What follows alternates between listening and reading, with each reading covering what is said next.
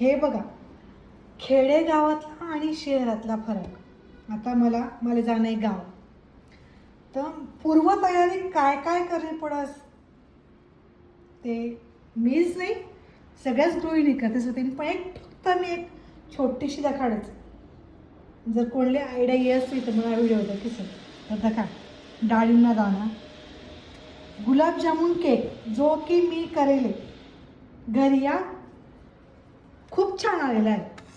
पंपकिनच्या पुऱ्या यात होय 2-3 दिवस राहतील. 2-3 दिवस नाही, 5-7 दिवस तरी आरामात राहतील.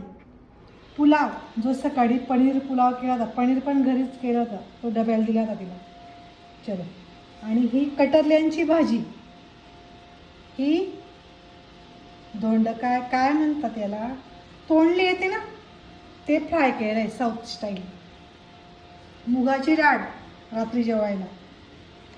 परत याच्यात आहेत चपात्या, आहेत की नाही अजून तुम्हाला शंका राहील. बघा चपात्या, म्हणजे ही अशी सगळी तयारी करून मग गावाला निघावं लागतं.